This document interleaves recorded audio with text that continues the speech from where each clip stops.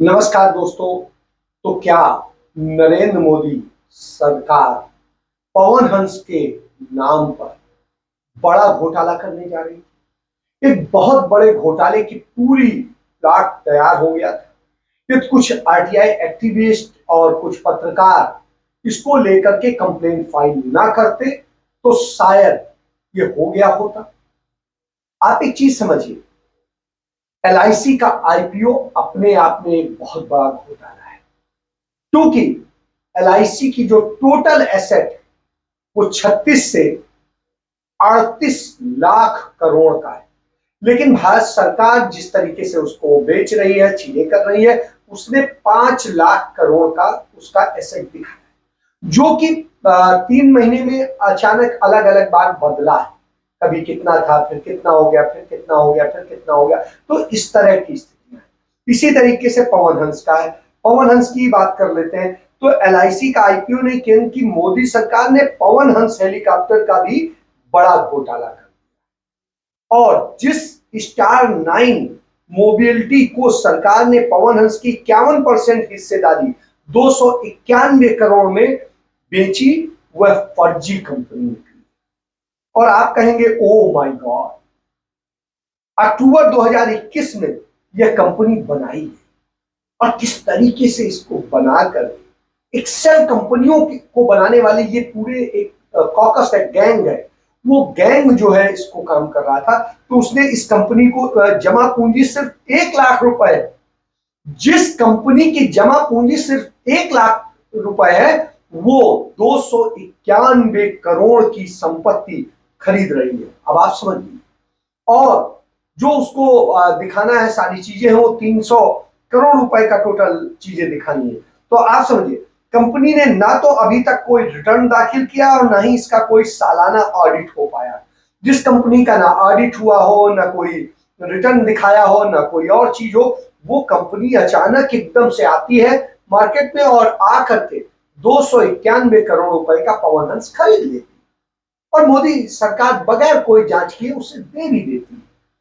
ये तो भला है। मेरे एक मित्र हैं, अर्थशास्त्र को समझते हैं, जो है सौमित्र रॉय, और सौमित्र रॉय सहित कुछ और एक्टिविस्ट हैं। उन्होंने इसको लेकर के सुप्रीम कोर्ट को, सीबीआई को, सीबीसी को और प्रधानमंत्री समेत तमाम संबंधित मंत्री को जो है इसको लेके कंप्लेंट फाइल की। और इस कंप्लेंट का असर ये हुआ कि सौदा हो जाने के बाद में अचानक सौदा रोकना पड़ा, क्योंकि समझ में आया कि ये तो बहुत बड़ा घोटाला होगा। और घोटाला करने वाले कौन है, इनमें फंसने वाले थे तो वो बड़े सीनियर लोग फंसने वाले थे, वो लोग जो अभी तक मिस्टर क्लीन बने हुए हैं। तो आप समझिए, ये सीधे सीधे पकड़ा जाता। कंपनी ने जो भी चीजें, निविदा की शर्तों के मुताबिक ऑडिट जरूरी था, मगर उसके बावजूद उन्हें दे दिया गया। स्टार 9 के पास एक भी हेलीकॉप्टर आज तक नहीं है, लेकिन उन्हें कंपनी को दे दिया गया। कंपनी ने दावा किया कि वह ओएनजीसी को सेवाएं देगा, जबकि पवन हंस में ओएनजीसी की 49% खुद ही हिस्सेदारी। जो ओएनजीसी 49% उसका हिस्सेदार है, उसको सेवाएं देगा। तो फिर क्या मतलब ये ड्रामा है? यानी राफेल सौदे से अनिल अंबानी को उलझा कर भी मोदी सरकार ने कोई सबक नहीं लिया और ना कुछ सीखा। सब सिर्फ धंधा चल रहा है, कुछ लोग चला रहे हैं और वहां से डायरेक्शन आते हैं और काम हो जाता है। तो आपके और हमारी मेहनत के चुकाए गए टैक्स का 291 करोड़ जो डूब रहा था, वो धन्यवाद करूंगा मैं सौमित्र रॉय को और दूसरे उन एक्टिविस्ट्स को जिन्होंने इसको लेकर के कंप्लेंट फाइल करी, सुप्रीम कोर्ट गए। तो आप समझिए, और उस डर से सरकार ने जो है ये सौदा फिलहाल रद्द कर दिया है, या कि ये सस्पेंड कर दिया है। अब आप समझिए, इन सारी स्थितियों को आप समझेंगे तो निश्चित रूप से बोलेंगे ओह माय गॉड। इसके डॉक्यूमेंट्स भी मेरे पास हैं।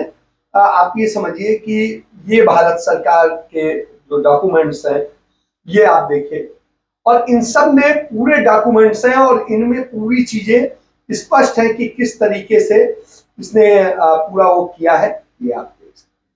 तो इन स्थितियों में आप ये जानिए कि किस तरह से घोटाले। मैं अभी पिछले दिनों दिल्ली था और तमाम मंत्रालयों में जो मेरे मित्रगण हैं उनके पास में गया। और जाने के बाद में देखा वो बहुत ज्यादा व्यस्त थे। मैंने पूछा क्या वजह है कि आजकल इतना व्यस्त है? कह रहे बड़े काम है। मैंने कहा अच्छा। तो मैंने पूछा क्या है? एक fertiliser, chemical and fertiliser ministry है। मैं वहां गया, मैंने पूछा क्या हुआ। तो बोले कि चूंकि मंत्री जी भी अपने मित्र हैं, तो मैंने उनसे तमाम बात की। तो उन्होंने बताया कि नहीं आजकल बहुत व्यस्त है और बड़ी समस्या है और सारी चीजें। हमने कहा क्या खाद वाद और समस्या है और क्या? कि नहीं नहीं, खाद तो आज तो होती रहेगी, उसका क्या है, वो तो अपने आप रूटीन प्रोसेस में चलता है।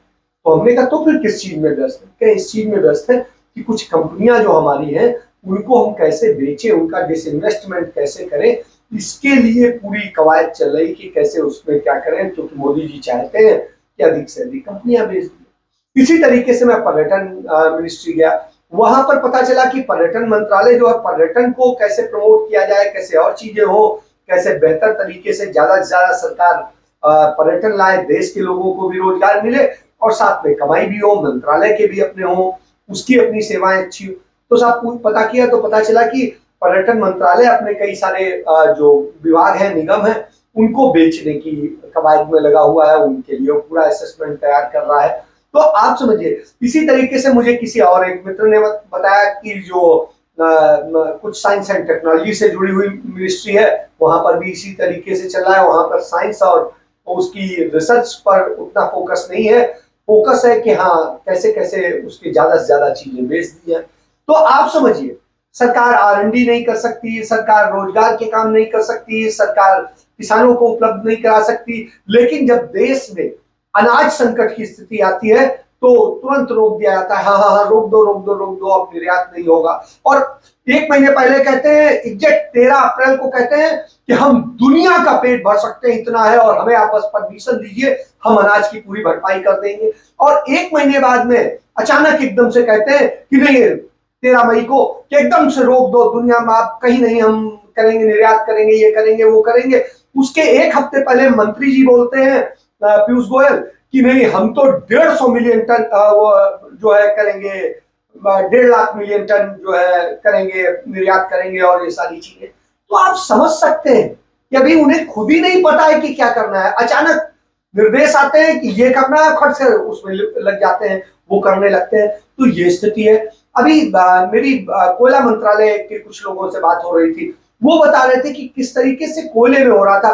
पहले चल रहा था नहीं नहीं ऐसे नहीं, ऐसे करेंगे करेंगे करेंगे, अचानक एकदम से डायरेक्शन एकदम से बदल जाता है और उस पर लग जाते हैं। तो आप समझिए कि हम बेच भी डालेंगे, हम ये कर डालेंगे, हम वो कर डालेंगे, और किसी चीज का कोई योजना नहीं है, कोई तरीका नहीं है, सब भगवान भरोसे चल रहा है।